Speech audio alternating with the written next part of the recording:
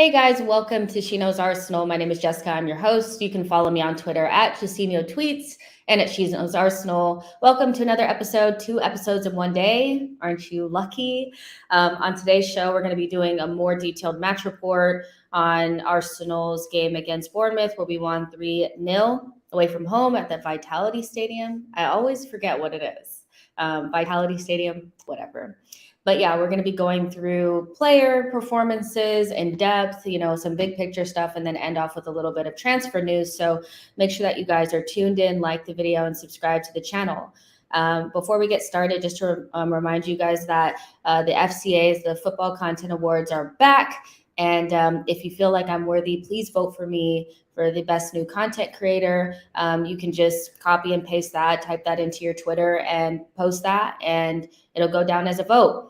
If you don't want to do that, no problem. There is a comment pinned to the chat that has the link for it if you guys want to vote. And yeah, that's enough of that self-promotion as it's so awkward, But I have a special guest on today's show from the Arsenal Opinion podcast. I've been dying to get him on the show for so long. I love his podcast and the way that they do things over there. It's so fun.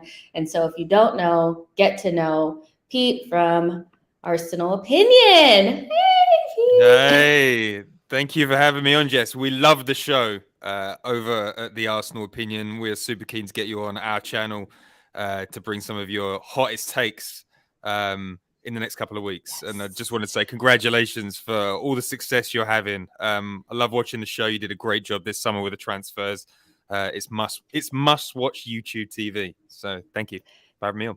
Thank you. I love when people say like crossover or the Arsenal megaverse or whatever they want to call it, just like all collides. I love that. But also of course, I love your podcast and everything. And it's just nice to have you on the show. And I love your opinions because I do feel like you're not afraid to give your hot takes. You're not afraid to have strong opinions. And you're like a true Arsenal supporter, like through and through.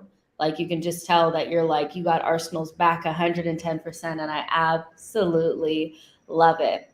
So to get started, a couple days later, won our game, 3 wins in a row. How are you feeling about the Bournemouth performance? Still on cloud 9 or a little bit like, okay, business as usual, let's move forward? I'm feeling good. So, 3 wins out of 3, top of the league. We're scoring goals. I think we've got the most touches inside opposition's penalty boxes. I think we've had the most shots on goal. All of the problems that we had last season appear to have been solved at such a high level. And I'm also excited that a lot of this goodness has come as a part of a lot of pain that we've had over the last 18 months. Arsenal fans and football fans in general don't like the reality of what football is now. The top 2 teams in the world are strategic. They have a long-term plan and they do things properly. Unless you do the same, you aren't going to succeed. And we had to take 18 months worth of pain, and now it's starting to pay dividends. We've got a clear vision.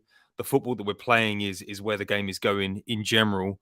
And we look like a team that's going to be contending the title in 2 seasons' time. And I'm really, really excited about where this season is going to go. Doesn't seem like the transfer window is finished yet, but there are no weaknesses in the squad. We're going to have ups and downs this season, but like Arsenal, we're on the right path, and we haven't been able to say that for a very, very long time.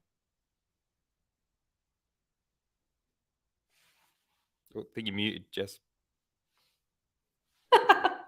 I was saying so many great things and you didn't get to hear them. But no, all I was really saying was that not on the last show, but the show before this, I was saying that this season I want to focus more on enjoying the moment than worrying about the inevitable roller coaster that's coming, the inevitable injuries that will come, the inevitable loss that's going to come.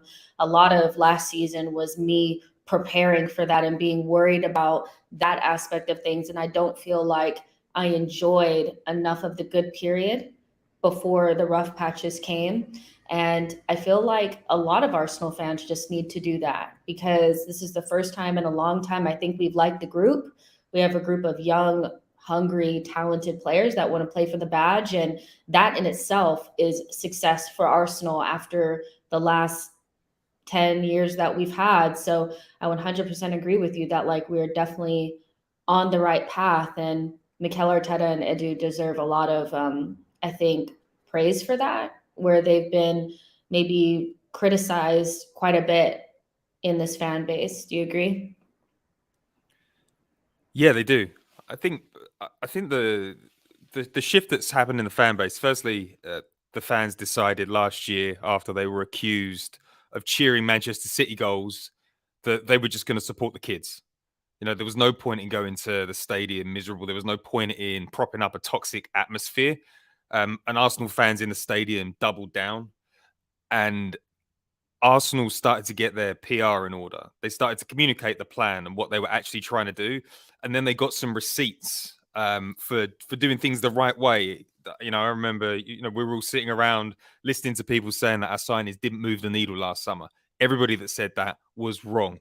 All the people that said Mikel Arteta was going to be out by November were wrong. All the people that said Mikel Arteta wanted to play negative football were wrong. So now we're in a weird position this summer where, I would say the last 10 years, and listen, I've been writing about Arsenal for 15 years, podcasting for 3 years. The easiest position to take is it's going to be terrible and it's going to end in failure. So I think a lot of what was happening last season with certain fans, particularly really noisy online fans, was I'm going to take a position that this is going to fail because ultimately I'll be right. And it was an easy thing to do. Being positive, and seeing a couple of seasons ahead is a hard thing to do. But after last season, the youngest team in the Premier League finishing with 69 points, it's difficult to say that you can't see the vision now. It's difficult to say that our transfer business is terrible, and it's getting difficult to have a pop at what's going on at Arsenal now. If you're doing that now, I don't want to say you're not a real football fan, but I feel like you've got ulterior motives. I don't think anybody can look at what's going on at Arsenal right now and not feel joy, not feel excited, and not look at the absolute mess that is going on at Chelsea, that's going on at Manchester United at the moment. So Edu and Arteta deserve some credit. They also deserve some criticism because that first year when they tried to roll the dice on older senior players that looked like they could take us back to the top, that was on them. That was a bad strategy. They got that completely wrong. But a sign of good leadership is when you've made a massive error, is correcting it and doing things the right way. And Arsenal are finally doing things the right way. They're thinking about the long term. And it's exciting, it's explosive, and everybody's having a good time. And you are 100% right to say, enjoy the moment. People saying don't laugh at Man United. Please do laugh at Man United because it won't be like that forever at Man United. Don't laugh at Chelsea. Are you joking? Laugh at Chelsea because it won't be like that come December. So enjoy the moments that other teams are having when they're not having good times, and enjoy it when Arsenal are winning 3 games on the bounce, because that hasn't happened for a long time at the start of a season. Yeah, I mean, I'm laughing tons right now. Like, I don't care because I feel like if that was us, which it was, everybody was laughing at us. And that's a part of being a fan, is laughing at your rivals. It is what it is. And I mean, I'm hoping for mayhem and confusion and chaos in just over 2 hours, or just under 2 hours, when Liverpool and Manchester United maybe play against each other. We don't know what's going to happen there, but it's nice to see somebody else in the mud. There's 150 of you guys in here, which is amazing. Like the video and subscribe to the channel. Let's get into the Bournemouth game, which I described as a blast from the past, old school, classic Arsenal game under, Arsene, where we go away to a team that's clearly going to get relegated and we have tons of fun and they don't have any. And it's pretty relaxing. I'm sitting there with my mimosa and I'm like, how many goals? How many? I think my only disappointment of the game was probably that we didn't score 5, because I think we could have. But, how did you feel watching the team play against Bournemouth? Did you have any sort of trepidation or any sort of anxiety, or were you thinking just kind of like me, it's going to be a fun day out? I think the only anxiety I had going into this game is that will likely be the youngest team that started at the weekend again, and young players do have the tendency to get complacent. They read their own press, they're enjoying all of the memes going around, and they start to believe in themselves a little bit too hard. And then you go to Bournemouth and then you think you've got it wrapped up before the game starts, and that's stung us in the past. but we didn't see any of that. There was total focus, no complacency in the system, and we just had far too much quality for Bournemouth. But uh, yeah, it did feel like those sort of the old days under Arsene Wenger, where you'd go away against a weak team and just spank them. And I kind of felt like it's the first time in a while that I've felt we've had the capabilities to give a team a spanking. We didn't really have that last season. Maybe we would have won that 1-0 last season or drawn 1-1.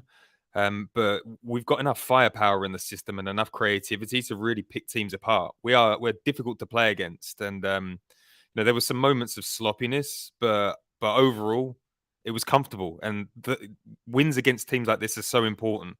That's how you get into the top four. You win these games, and then then it's a roll of the dice against the big six. But if you don't win these games, you struggle. And it's nice to dispatch of three teams, pretty simply so far.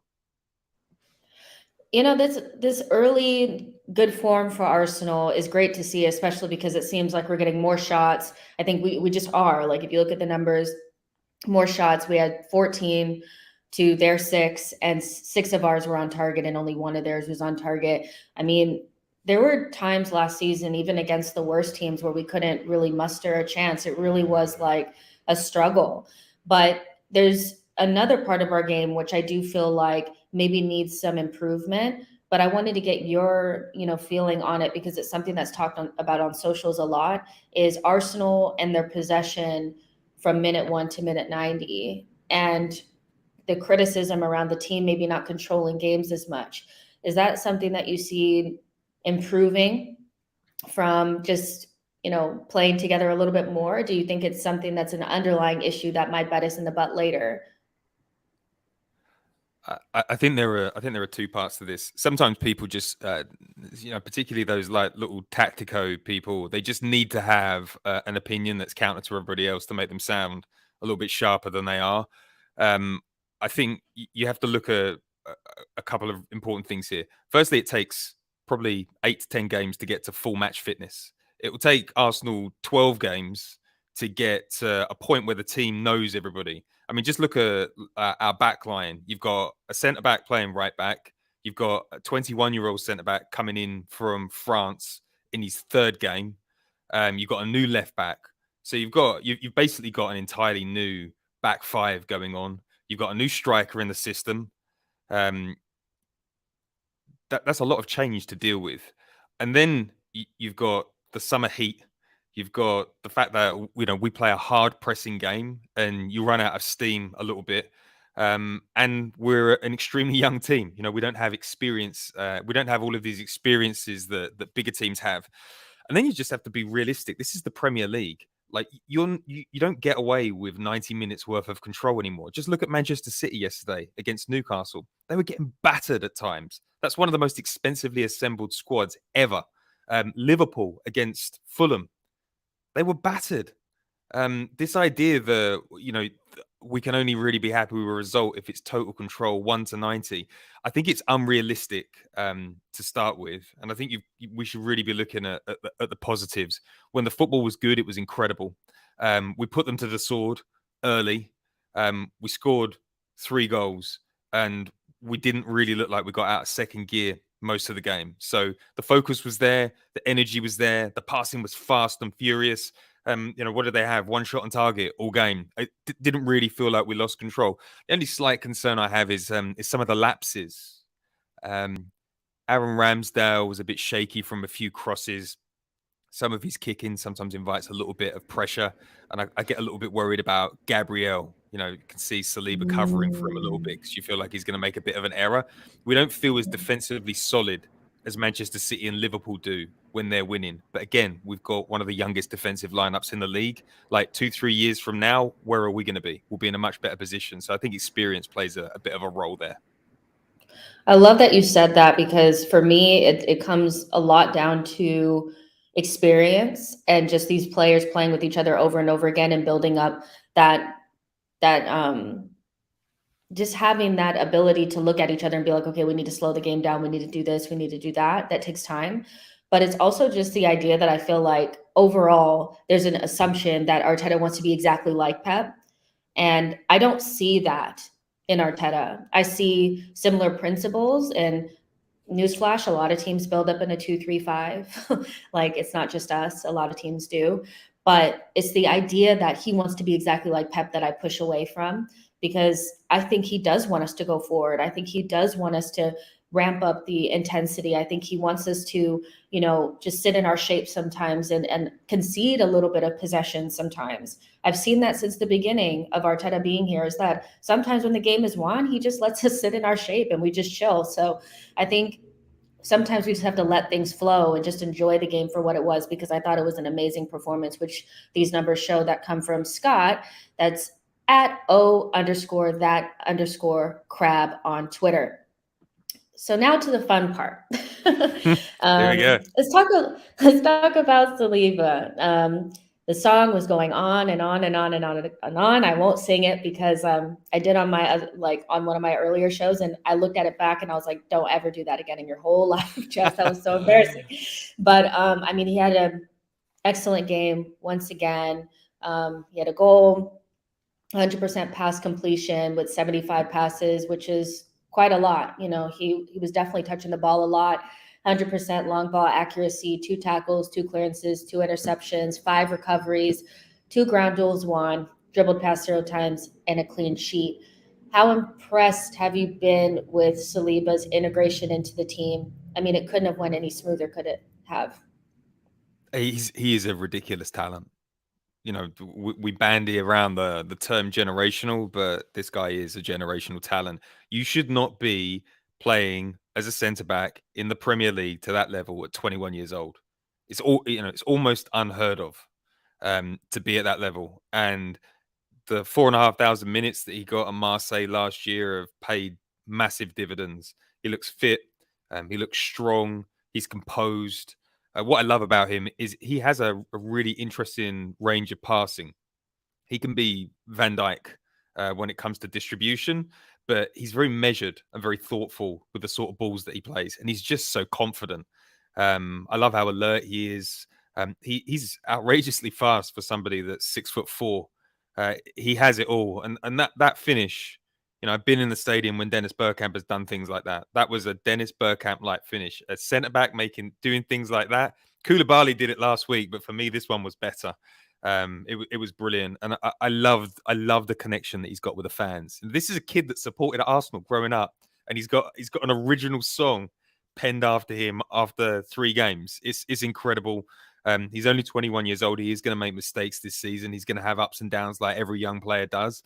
But my word, we literally got the best young centre back in Europe this summer, and he's ours. And it only cost us 18 million, or no, 25. I don't know what it cost, but it was cheap, because he would if Wesley Fofana is 80 million, if Wesley Fofana is worth 80 million, what is this guy worth? So good scouting by Don Raul or whoever did that deal. I was thinking about this the other day too. It might be controversial to say, but as shady as some of the things that Raul did, like some of the recruitment under that regime was kind of all right. We got Tierney. I think we got Gabriel Martinelli somewhere in and around there. We also got Saliba. So I'm not about to sit here and act like he was amazing or anything, but like, I am happy for that window, because we've gotten 3 really important players for this project. But yeah, seeing him a couple years later after the back of a loan, which I think I was always on the side that it was the right thing to do. I know a lot of Arsenal fans were on the other side, that he could have always played for us.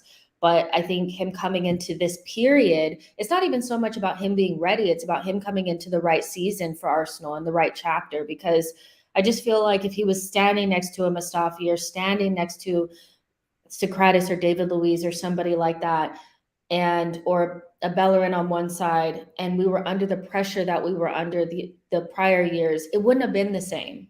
I think this was the perfect time for him to kind of come in, and the way the fans have embraced him, like you said, it's been the best couple of games, like integration, that I've seen from a player in a long time. I honestly feel like beyond Saka, he's probably the most loved universally by the fan base. Like, people are really pushing, and that says a lot, because he's not a Hale ender either to me. And then John P says, I think the fans are doing their bit to get him to sign the team. Do you think he will? He'll 100% sign a deal. There's a bit of talk in the system that he's going to do what Mbappe did to PSG this summer. I tend to disagree on that. Firstly, he loves Arsenal. He's an Arsenal supporter. That goes a long way. Secondly, what's he on? 45 grand a week. Arsenal will probably pay him 130, 140 to get him to sign a deal. They'll put him on a long-term deal. When you're young and you're not rich, or rich to the levels that you could be, you want security. And thirdly, it's nobody wants to have that question hanging over their head all season. It's not good for the mental health of a footballer. It's not good for the club.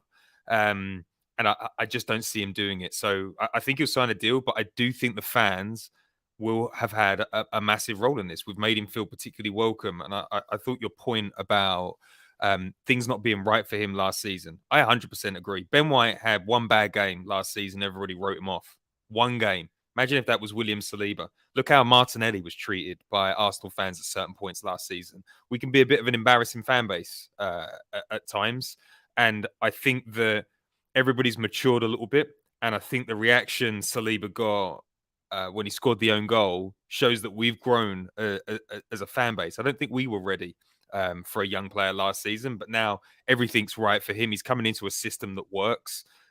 We've got a lot of the muck out, and he looks happy. He looks like he's enjoying himself. So I think he'll sign a new deal. We just might have to pay a bit of an Eddie Nketiah like premium to get him over the line. But that's what you have to pay for the biggest talents in the world. It's so worth it. It's so worth it. I just watching him play is like, I don't think you like the amount of times that I watched Saliba compilations when we first got him.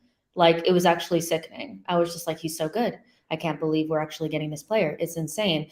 But he's much better than he even was then, like when he was at Saint Etienne. So yeah, like he had an amazing game the other day, and the goal, it was like a midfielder scored that goal. Like you could tell that they went over and over and over again in training. And I'm really, really happy for him. And I'm happy for us too, because I think we deserve it. There's 230 of you guys in here now. Make sure you guys like the video and subscribe to the channel. This is just a little bit of William Saliba's pass map, which I already said. 100% pass completion, 73 passes. I mean, that's really good for a center back. I do think him and Gabriel complement each other quite well. And with Ben White out on the right-hand side, I think we have a very strong partnership going back there. Now, moving on to Ben White, I do think that he deserves a shout for his game against Bournemouth. I think he's been great since the season has started, to be honest. People are saying he's playing out of position. Technically, he is. But I think he's the type of player that technically, because he's so good and he also has the footballing IQ, I think Arteta feels really comfortable playing him in different positions. And he statistically had a good game, 100% aerial duels won, 95% accurate passes, 83 touches, 19 final third passes. 3 out of his 4 long balls were good. 2 out of his 4 ground duels were won, and 2 key passes, which was the most out of everybody out there on the pitch. What have you kind of made of Ben White on the right-hand side in that right back position? Do you think that it suits him well, or are there things that maybe he needs to work out? What do you kind of feel about him there? I really like Ben White as a player in general. I think that he maybe fell off a little bit after his England call-up last season, but overall, I think he's a brilliant player, very resilient. He's a clever player. He's ambitious. He doesn't tend to hide. And Arteta mentioned in the press conference, he said Ben White loves playing at right back because he gets to invert, he gets to roam, and he gets to be part of the attack in a way that he doesn't really get when he's at centre back. And it's great because now Arteta has a bit of a headache. Like I love Tomiyasu. I think he's a brilliant right back, unreliable fitness wise, but does Tomiyasu come right back into the side? I don't think so. I think the Ben White is on the same level defense, maybe not on the same level defensively as Tomiyasu, but he offers us maybe a little bit more going forward. Tomiyasu's not really an attack-minded player, so we have 2 great options at right back this season, and it's just brilliant now because our season fell apart on fullbacks. And I wasn't sure whether Ben White was going to be able to deal with Zaha. on the opening game of the season, and we've watched Zaha terrorize teams since then.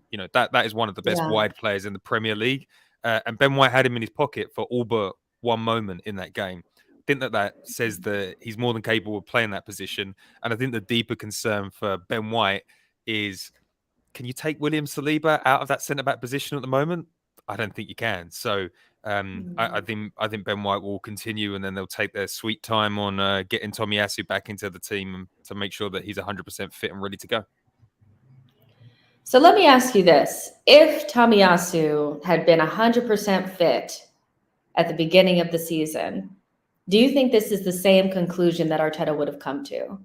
Because I personally think that things worked out perfectly for Saliba to be integrated in early.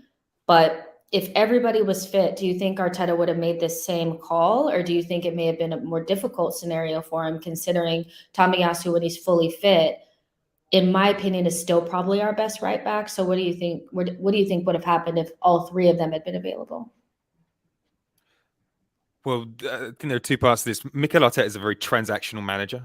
Like, he wants to win, simple as. But there's a little bit of psychology that goes into this. It's like he did spend 55 million on Ben White. Ben White was first choice centre back, first name on the team sheet most of the time last season. So I think William Saliba would have probably had to earn his keep a little bit. I wasn't really expecting to see too much of Saliba until the Europa League, where I thought he was going to play every game. Now we're in a situation where there's a fan favorite in the system doing exactly what the fans thought he was going to do. So I think the preference will be to keep Ben White right back. But there's also a lot of games this season. I mean, Manchester City have a lot of good centre backs, and they rotate them in and out, and everybody gets a fair shout. Liverpool rotate centre backs. Like, if we want to be perceived as a top tier team, we've got to give people a share of the minutes. Like, we didn't lean into the squad last season until we had to, until it was an emergency, and that cost us in the end. Tomiyasu should have been rotated with Cedric. He wasn't, and he got an injury, and he didn't come back after January. I think Mikel Arteta needs to divide up the minutes this season, make sure the squad is utilised early so that we don't pay for it in December. So I would look at this as less of a Ben White versus Saliba, more like, wow, we've got options at right back, and we've probably got some of the best centre back options in the Premier League at the moment. I mean, I don't think I'm overblowing it. I mean, we need to concede less goals this season. Whatever it was, 48 last year wasn't good, but looks like we're in pole position to do that. Yeah, I agree with you. I personally do think that, like, even though my personal opinion is that Tomiyasu is probably the better right back, I think Ben White to Arteta is probably one of the first names on the team sheet. I think by the amount of games that he plays, the amount of money that we spend on him, I just feel like Ben White is one of his soldiers, kind of like Xhaka, kind of like Odegaard. These are his people. These are his guys, his technical leaders on the pitch. And so for me, I think Ben White's going to keep that position. But like you, it's really important to not play it until it breaks. I agree that I feel like Arteta kind of plays things until it breaks, and then we have to figure things out and we're scrambling. It'd be nice to see Tomiyasu maybe play a little bit against Fulham or whoever. We'll see how that all works out. But right now, Ben White is playing so well. And what I like is that for somebody that, I wouldn't say lost his position, but has been moved into a different position because there's another player that's entered into the squad, he doesn't look salty. He doesn't look bitter. He's just using this opportunity to solidify himself in a different position. And from Crystal Palace till now, he's improved every single game. And so I think that just shows his mentality. And I really do think Arsenal fans need to appreciate Ben White so much more because he's such a good player. I don't understand why people don't love him. But this is just a little still of just where everybody was kind of standing. And again, like when we're in possession, we're just so different. And it's so obvious to see now with Xhaka pushing up so much further that Zinchenko and Partey and White are now our midfield. And what a midfield that is. I mean, the technical quality has really went up. Is that something that having Zinchenko and White and Gabriel Jesus has that been like the biggest takeaway, is that the technical level has really went up in the team over the last 24 months or so? Yeah, 100%. I mean, we got to 69 points last season, and the technical level wasn't wasn't particularly high. Granit Xhaka dropping into left back because Kieran Tierney can't build play was a problem. And this season, you bring, they didn't go with a power and pace backup left back. They went with a left back that can play as a number 10, basically. So now we've got somebody that can drop into midfield and be as good as all our other midfielders. Zinchenko's really opened up the game for Arsenal. And I feel like Ben White has also offered a similar sort of solution at right back. I love Tomiyasu, and I don't want to criticize him because he's out the side at the moment, but he doesn't have the same, toolkit as Ben White. So it's interesting. We look stable, we look comfortable, and the thing that I love about Zinchenko really is the winning mentality that he brings to the side. There's a lot of experience for someone that's only 25 years old, and I feel more secure than I did last season. So hopefully that continues. But it's just crazy. I mean, just think about the options that we've got all across the pitch. Kieran Tierney and Tomiyasu are sitting on the bench right now, and we don't miss them. And I mean that in the nicest possible way. I wouldn't be against seeing Kieran Tierney in the side. I wouldn't be against Tomiyasu in the side. But the fact that we don't miss them tells you how far we pushed the levels this summer. I 100% agree. There's 320 of you guys in here. Make sure you guys are liking the video and subscribing to the channel. Also, remember, if you guys want to vote for me for the FCA awards, you guys can copy that, tweet it out, and that would mean that you voted for me, or click the link that is pinned in the chat. All right, moving forward. Jesus. I mean, the guy is insane. I got to get your take on this because I know you were looking for the big, tall, strong man in the middle, the Scamacca, the Osimhen, and I was 100% on the Jesus train. So it's going to be, the thing I like about you though, is that even if you wanted something different, you can appreciate something that you didn't necessarily want and appreciate it for what it is if it goes right. And it looks like Jesus is going right. He's such a special player to me. Like personally, I've just always felt like he needed to be somewhere where he was appreciated. And I think a lot of our players are kind of like that. Players that maybe weren't super appreciated where they were can come to Arsenal and find a home. And I think Jesus, Zinchenko, Odegaard all kind of fit that group. And he had another really good game against Bournemouth. 90% pass accuracy, 45 touches, 3 aerial duels won, 2 tackles, 2 successful dribbles, 2 key passes, and an assist. And he came out as man of the match without a goal. And I don't think anybody was sitting there like, oh, but he didn't score any goals because he was so influential in the game. That touch for the first goal, the turn and the dribble past everybody, he's just so insane. And for you, like, I know that you've been around for a while, so you've watched him, seen him at City, and you see him now. Is there a sense of freedom that he has now at Arsenal? Is there something to the idea that, people were saying that he looks unleashed at Arsenal and looks like he has like a new lease on life? Yeah, listen, I've got to salute the vision of people like you, Elliot, from the Arsenal Vision podcast. You were all about the short king summer, and I wasn't. I wanted a tall player that would give us options. I think he's just he feels like it's a bit of a different player. I think sometimes when you play for a club like Man City, there's so much amazing technical skill everywhere. You can kind of get drowned out a little bit in a very robotic, beautiful system, and I think Edu said that he'd lost his shine a little bit at City last season. I mean, I think Lacazette had more goals than him up until March when he scored 4 or 5 against Newcastle.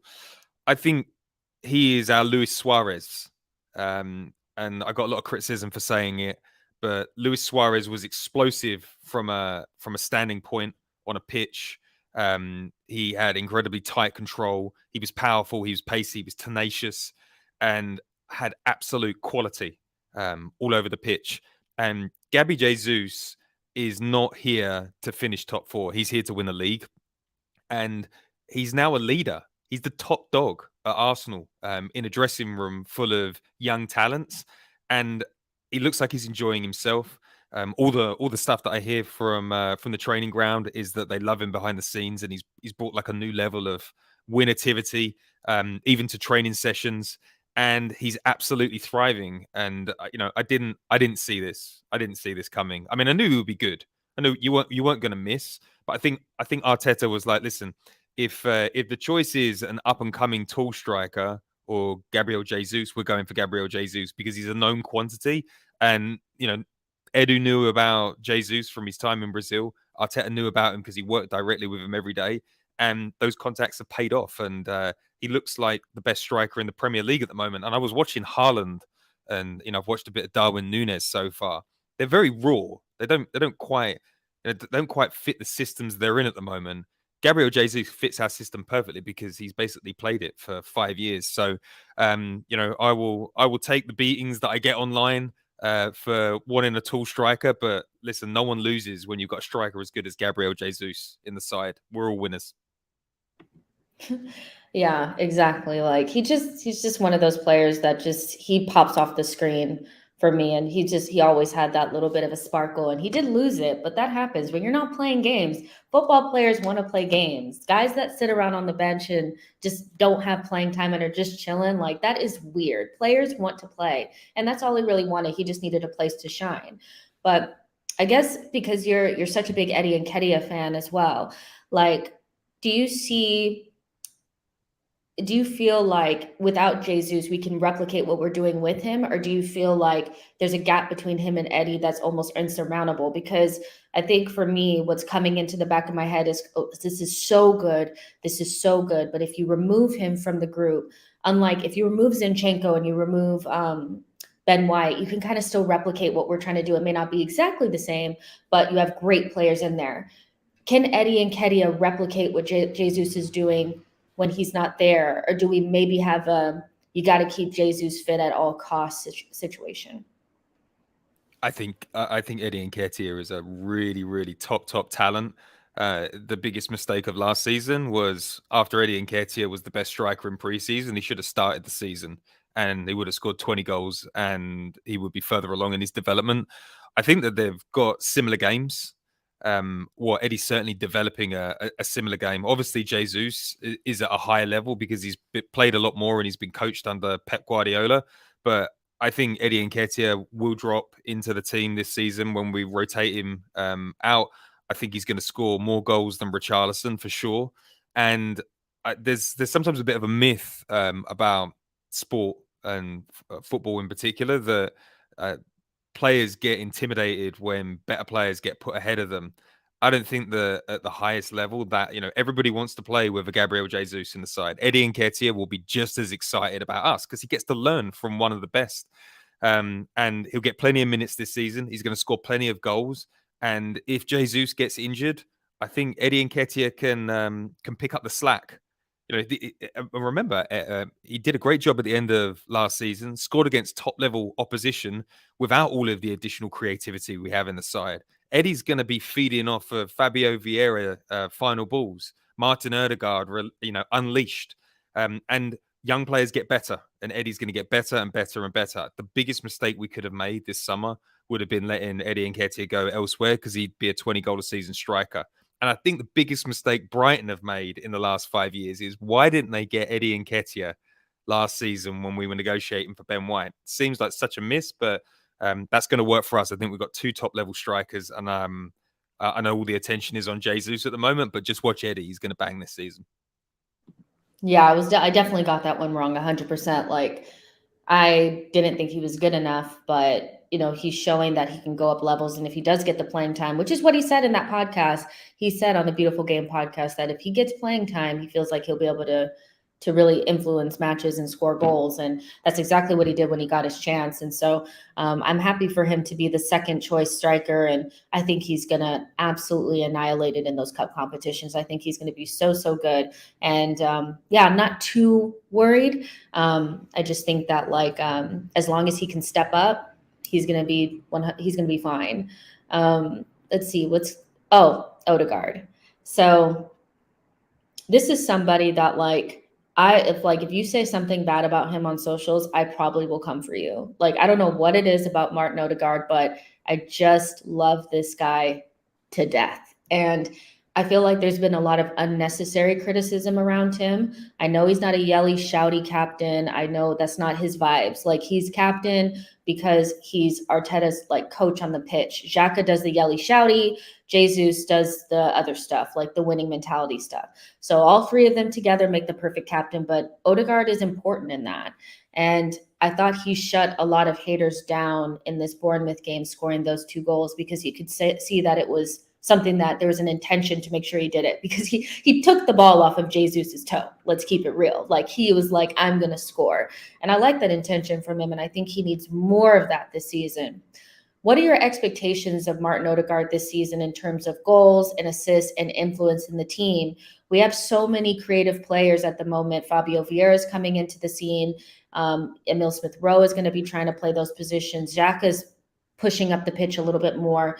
What is Odegaard's role in all of this, and what do you expect from him this season? I think Martin Odegaard gets a bit of a rough time because people maybe look at him. He looks a little bit privileged. You know, he looks like born with a silver spoon, goes to Madrid, comes to Arsenal. He's like like a very preppy looking guy that gets special attention. You know, like it looks like maybe he's a bit of a suck up to Arteta behind the scenes. And he's also not like you've got our Brazilian players, and they're playing, they're straight out of the favelas, and they're aggressive, and they're all over the pitch. And Martin Odegaard is a little bit more reserved. Like, he never really gets angry, but I just think the job that he does is incredible. Like, he gives us so much control. He's relentless in his work rate. He's got unreal creativity. Like, sometimes he performs that sort of Alex Klebb assist of the assister, but he opens up so much time and space for everybody. You can see that the players on the team really trust him. Where I would like to see him improve a little bit is sometimes in those rougher games, like Newcastle last season, he can go missing a little bit. But that's, he's still really young. And the fact that he got the captain's armband and nobody's disagreeing with it tells you what sort of a person he is behind the scenes. He is the consummate professional. And I think he was in the top 3 for open play chances created in his first full season at Arsenal last season. And he didn't have a striker. You know, everyone talks about this big chance thing, which I think is the most nonsense statistic ever. But it's hard to get big chances if your striker can't run or doesn't want to run. This season, it's going to be totally different for him. I expect him to be at the top of the charts. I expect 10 goals and I expect 10 assists minimum this season. And I think he'll get them. I think he's a brilliant, brilliant, brilliant signing. And for 35 million, wow. Especially when you look at what Man United are trying to spend to get to a good midfield.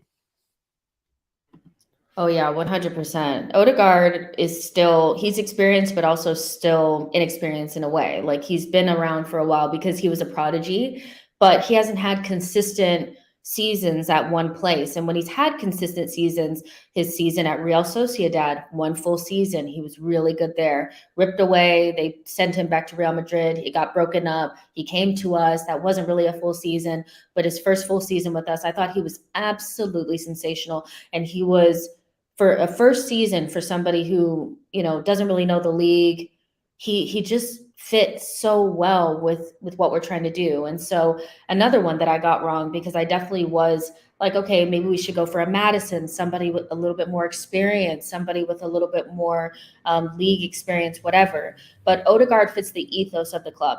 And those things are important. Intangibles, soft factors, those things matter, because a lot of those things are the reason why we are where we are. It's not just because we have talented players, it's because they fit what we're trying to do. And Odegaard is definitely one of those. So yeah, if you say something about Odegaard out there on those Twitter streets, I'm coming for you. I'm in your comment section saying, what are you saying about Martin? Because this guy, like, you can tell, like, he's going to be something special, and he already kind of is. So he had a really good game against Bournemouth.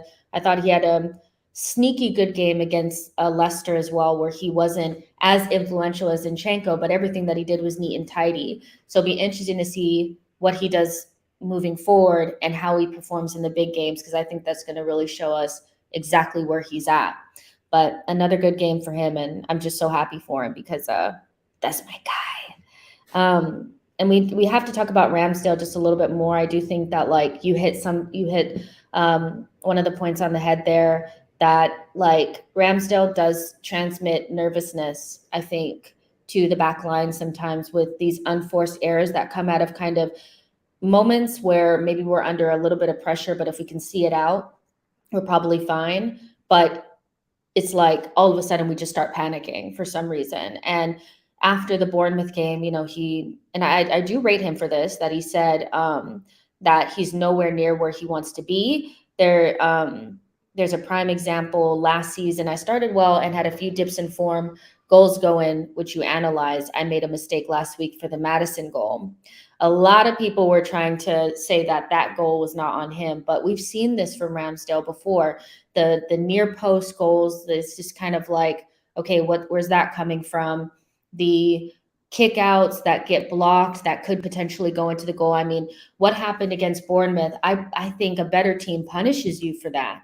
Your kick out and then you scuff it and then they just put it in the back of the net. So from your perspective with Ramsdale, is this just a young keeper trying to find form and find, his level? Or do we have somebody in the team that's probably always going to have these little moments and we just have to kind of ride it out? Because on the ball, he's excellent.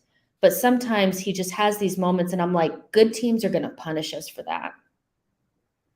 Yeah, like I think the contextual point that you raised there is age. Allison was getting benched by Wojciech Szczesny at 24 years old. Ederson had just had his first full season at Benfica and was getting his move to Manchester City. This guy has a lot of growth to do, but the biggest challenge that he's got is we've seen the promised land. We know what Aaron Ramsdale can bring to the table, and it's world class. Like, no, I have no doubt about it that, he can hit world class levels. But the challenge with being a goalkeeper as well, especially at a top club where you don't concede a lot of chances, is a lot of it lives in the head. You've got to be alert, and when that moment comes, you've got to do the business. And if you start getting a little bit nervous or you start to doubt yourself, makes things really difficult. And his game is based on confidence, but the best goalkeepers don't show when they're feeling a little bit low and they work through it. I was watching Ederson yesterday, and there was a really difficult cross that hit the back post. He just plucks it out of the air, and everybody's calm. Like, he exudes calmness. I think Ramsdale will do that eventually, but he's having a difficult time at the moment. But he's been through bad times before. We went through difficult times at Bournemouth, went through very difficult times at Sheffield United, and he always comes out the back end because he's made of the right stuff. And I like. He's got a bit of spikiness to him as well. I like watching him on All or Nothing. He's a good character. That he's working hard, and that he doesn't take this lightly. He's just going through some stuff. At 24, I couldn't do what he was doing. So, but you're at a top club now, and if you don't perform, there has to be consequences for it. I don't think he's at that stage yet, but I'm just hoping that he gets to the elite levels that he was setting earlier on in the season really fast, because he is a joy to watch when he's on it. Yeah, I think when you have really good levels and you're so young, people expect that to be you all the time, and they forget that you're young and inexperienced. And he was so good at the beginning that I feel like we almost set these unrealistic expectations of who he was going to be. And like a lot of people in the chat have already said, and like you have said, goalkeepers really don't reach their prime until much, much, much later. So it's different to like Saka and the more attacking players. They kind of hit their prime 24, 25. His is way later.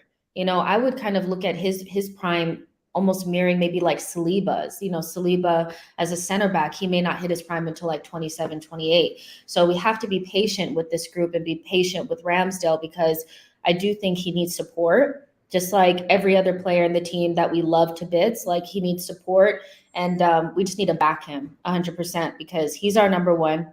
I don't think there's anybody coming to take his spot at the moment. I don't think we're going to come in and get another goalkeeper.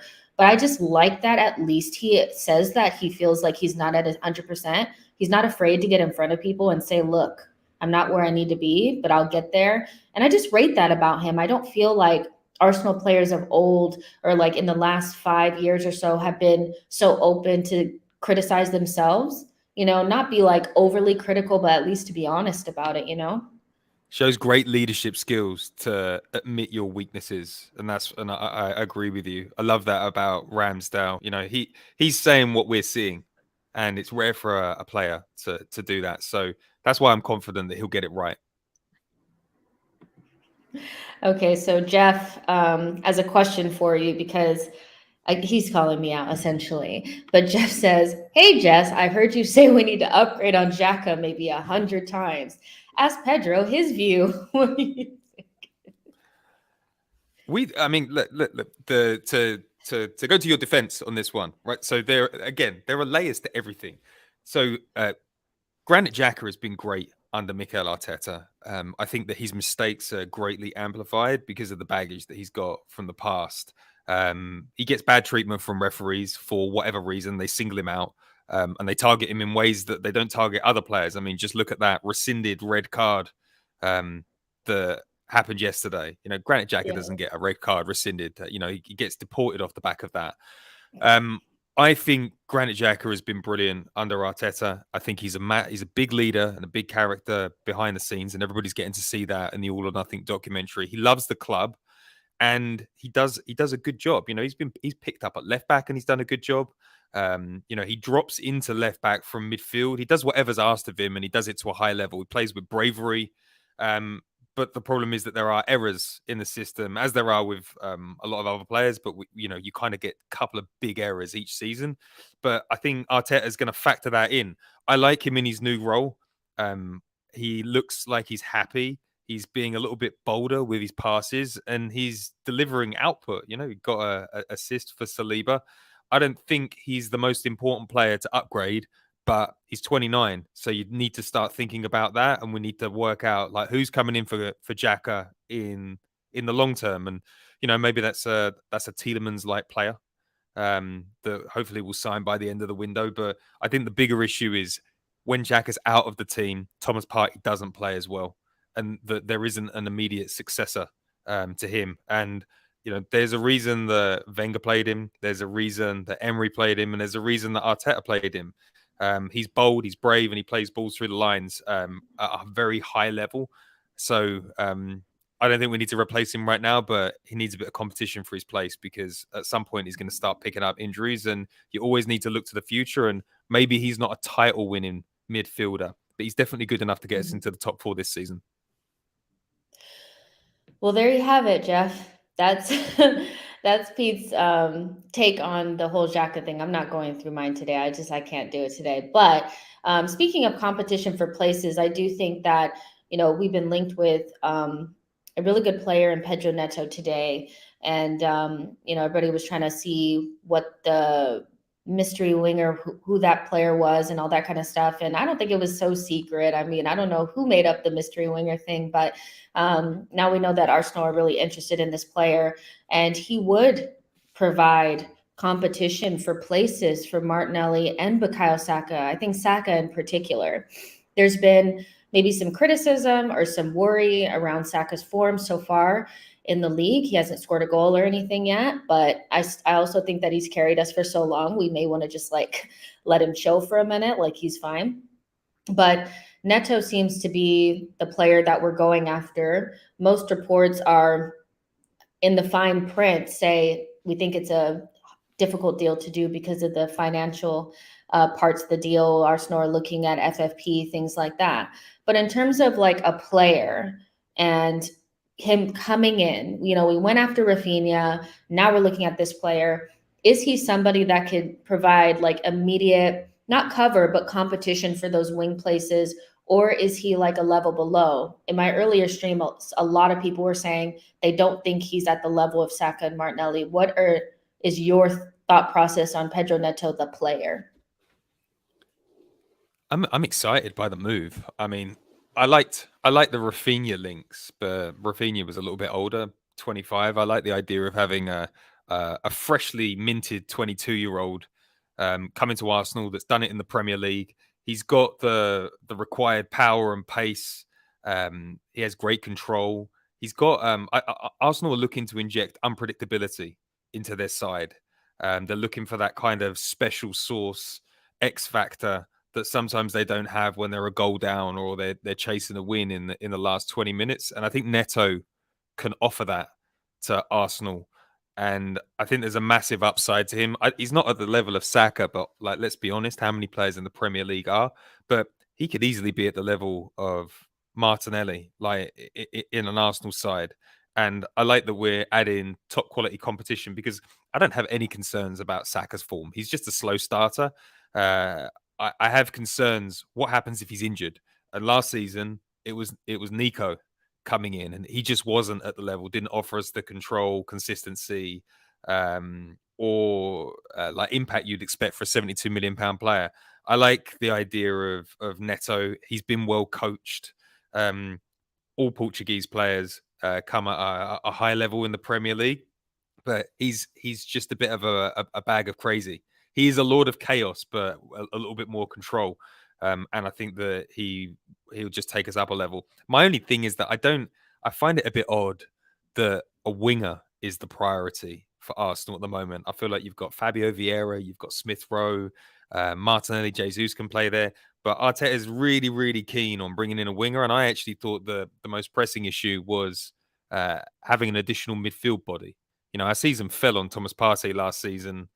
Kind of struggled a little bit when Xhaka was out of the team. I felt like a Tielemans would be more important, but it appears not. So we're going to go for a winger. But I think this is a top signing, and I actually think that this is a plan B that looks more like a plan A to me, because I think if you've given a lot of Arsenal fans the choice of Rafinha or Neto, like a lot of Arsenal fans are on Legros comment section were talking about Neto as the first choice all season. So I think this would be an exciting one for us.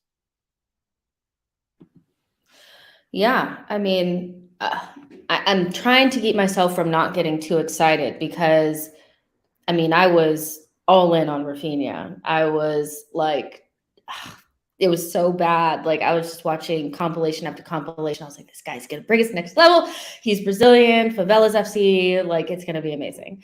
And then we didn't get him, so now I'm trying to be like, okay, Jess, you learned your lesson. We've been there, done that. But it does look like this is a player that we're really looking at. I do think Arsenal want to use George Mendes as a way to smooth this deal over. We used George Mendes for Fabio Vieira, and that came out of nowhere. With Pedro Neto, it might be just a matter of how the deal is staggered. What are the payments looking like? What are the add-ons looking like? So we'll see what happens with that. But for me, it's like very important for this player to come in. As much as I view midfield as an issue, I see a big gaping hole behind Thomas Partey that I can't unsee. I see, Right. him. It's just there, and I know El Neni's a great squad player, but I just don't think that multiple games or maybe months without Thomas Partey, there's nothing really there to paper over that crack. It's just too big.